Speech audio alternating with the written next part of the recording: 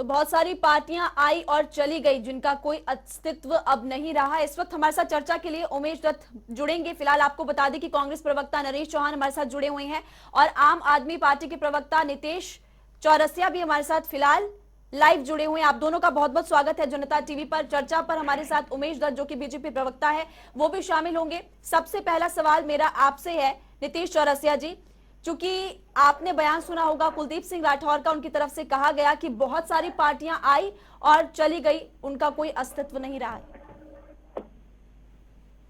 ये डींग हाँकने वाली जो चीजें हैं, मैं मानता हूं कि जब से 2013-14 से लगातार कांग्रेस पार्टी कहीं ना कहीं अपने ग्राफ को नीचे की तरफ धकेलती जा रही है और मुख्य कारण यही है कि ऐसे ऐसे डींग हाँकने वाले पूरी कांग्रेस पार्टी में ऊपर से नीचे तक भरे बैठे हैं। मैं बहुत बड़ी बात नहीं कहूंगा, समय बताएगा।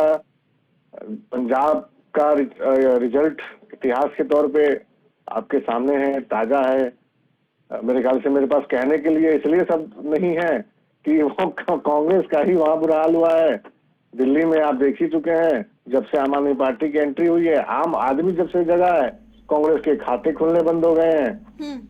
आने वाले समय में आप देखेंगे पंजाब में भी यही हाल होगा, अन्य प्रदेशों में भी यही हाल होगा।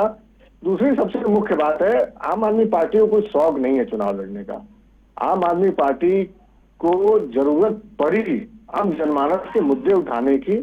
कहीं ना कहीं आम जनता के मुद्दे और आम जनता अपने हितों के लिए बात नहीं कर पा रही थी, अधिकार अपने नहीं ले पा रही थी, नहीं रख पा रही थी, जिसकी वजह आम आदमी पार्टी की उत्पत्ति है।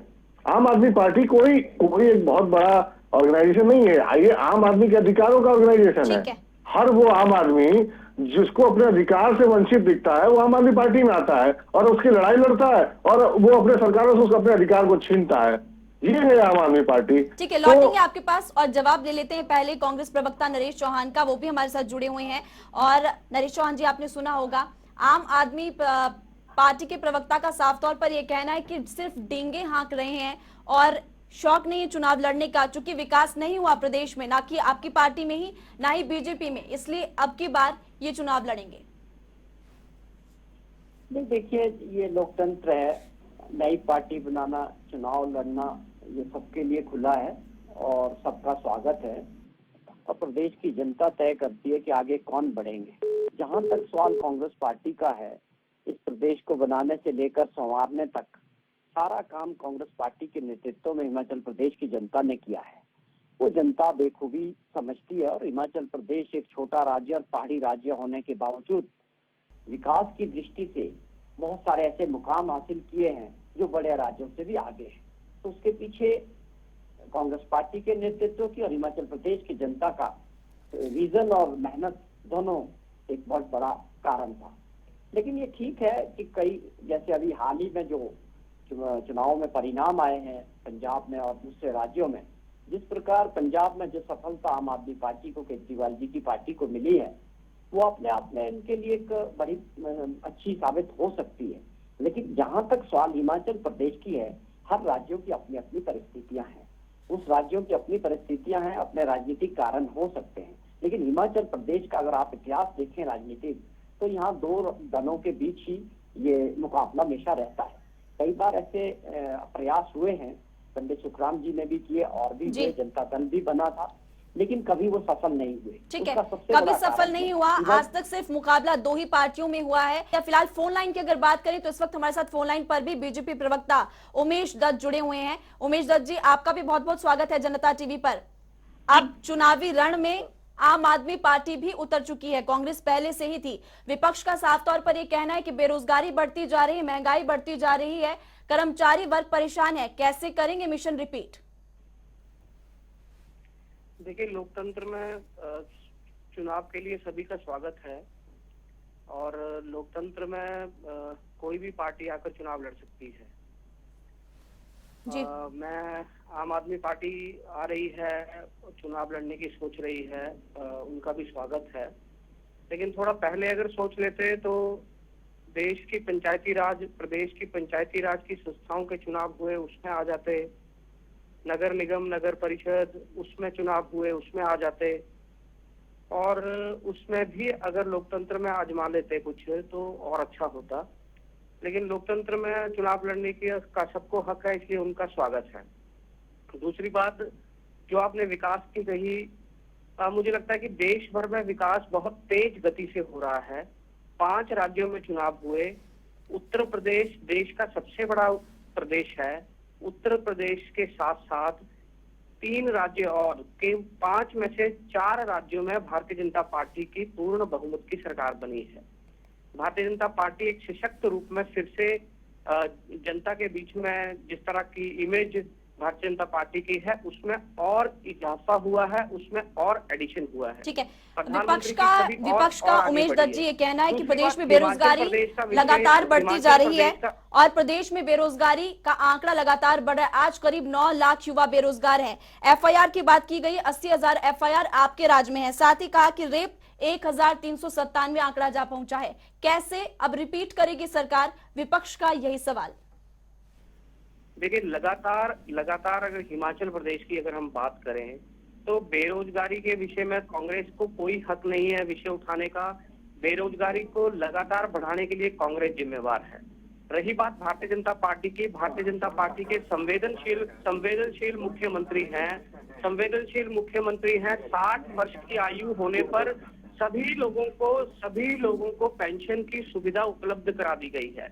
मुख्यमंत्री जी ने बहुत बड़ा निर्णय लिया है। 10 लाख से ज्यादा लोग इसमें लाभान्वित हुए हैं। इसके साथ साथ महिलाओं के विषय में अगर हम देखें तो महिलाओं की सुरक्षा, महिलाओं की सिक्योरिटी के साथ साथ सामाजिक सुरक्षा की चिंता जो पेंशन के माध्यम से सरकार कर रही है, वो बहुत बड़ा मुद्दा जो है वो भारतीय जनता पार्टी की सरकार ने एड्रेस किया है। ठीक है, तो विकास के मुद्दे को लेकर और आपने युवाओं को रोजगार दिया है, महिलाओं को सुरक्षित किया है, इस मुद्दे को लेकर के आप ग्राउंड पर उतर रहे हैं। आप हमारे साथ फिलहाल बने रहिए क्योंकि आम आदमी पार्टी के प्रवक्ता भी हमारे साथ जुड़े हुए हैं। नितेश चौरसिया जी, अभी फिलहाल चेहरा आपने साफ नहीं किया है प्रदेश में कि चेहरा कौन होगा, क्या होगा, लेकिन साफ तौर पर यह कहा जा रहा है कि दिल्ली का मॉडल हिमाचल प्रदेश में लागू करेंगे, लेकिन ये जनता हिमाचल की है, दिल्ली की नहीं। देखिए, हमने एक मॉडल पेश किया है, दिल्ली मॉडल, जिसको हमने बताया, जिसमें हमने ये बताया है कि हम एजुकेशन पे काम करते हैं, हम हॉस्पिटलाइजेशन पे काम करते हैं, हम हॉस्पिटल जनता के केयर पे काम करते हैं, जनता को मिलने वाले सुविधाओं पे काम करते हैं, जनता की हकों के लिए काम करते हैं। हम एक सम्मानजनक जीवन जीने के लिए कैसे एक सरकार जिम्मेदार होती है, हम इन सब चीजों पे काम करते हैं, जनता के अधिकारों पे काम करते हैं। हमने एक मॉडल पेश करा। हम ये नहीं कहते कि दिल्ली की समस्या और हिमाचल की समस्या एक है। जो हर क्षेत्र की अपनी अपनी समस्याएं हैं, हिमाचल की जो भी समस्याएं होंगी, हम ये नहीं कहते, जो भी ग्राउंड की समस्याएं हैं, हम उस समस्याओं पे आएंगे। हमने एक मॉडल पेश करके आपके सामने एक उदाहरण दिया है। अब उस उदाहरण के तौर पे हम ये बताना चाहते हैं कि आम आदमी पार्टी जो सरकार है, जो लोग अभी तक इसे नई नवेली पार्टी समझते थे, नौसिखवा पार्टी समझते थे, 4 दिन की पार्टी समझते थे, आए गए वाली पार्टी समझते थे, जो अभी तक इसको कम आकलन लेके चलते थे, उसको ये बताने का काम किया जा रहा है कि घबराइए मत, ये आम आदमी की सरकार है, आम आदमी जिस दिन जागेगा अपने हकों के लिए। नितेश चौरसिया जी, हिमाचल में चेहरा कौन होगा करेंगे ये, क्योंकि पार्टी के अपने फैसले होते हैं। अभी थोड़ा समय, आज अनाउंसमेंट हुआ है, धीरे धीरे हमें संगठन पे काम करना होगा और जो भी हिमाचल प्रदेश के बीच का जो भी व्यक्ति होगा, मैं आपको भरोसा दिलाता हूं, वही हिमाचल प्रदेश को नेतृत्व करेगा। ठीक है, नरेश चौहान जी, मुख्यमंत्री जयराम ठाकुर का ये कहना है कि 68 विधानसभा क्षेत्रों में 68 मुख्यमंत्री के दावेदार हैं और ऐसे में कांग्रेस के पास कोई एक चेहरा नहीं, सभी मुख्यमंत्री बनने की होड़ में है। ये देखिए, जयराम ठाकुर जी को ये बोलने का मैं नहीं समझता कोई नैतिक अधिकार है। वो पिछले चुनाव में खुद मुख्यमंत्री का चेहरा नहीं थे, वो किन परिस्थितियों में मुख्यमंत्री बने ये पूरा प्रदेश और आप लोग सभी जानते हैं। और जयराम जी हमारे माननीय मुख्यमंत्री हैं। मैं समझता हूँ उनके साथ के बहुत सारे नेता कांग्रेस पार्टी के जो उनके समय से विधानसभा में हैं, जीत के आ रहे हैं, और उस तरह के काफी लोग हैं। वो खुद भी इस बात को मानते हैं कि कांग्रेस पार्टी में बहुत सारे लोग मुख्यमंत्री के दावेदार हैं। तो हमारे पास नेताओं की कमी नहीं है।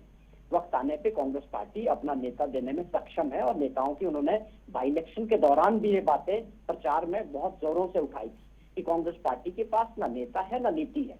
तो जनता ने उसका जवाब दिया कि कांग्रेस पार्टी के पास नेता भी है और नीति भी है। जिस प्रकार से इनकी सरकार अपना खाता नहीं खोल सकी, ये अपने आप में देश के अंदर पहला ऐसा एग्जाम्पल था जहां रूलिंग गवर्नमेंट अपनी एक भी सीट नहीं जीत सकी।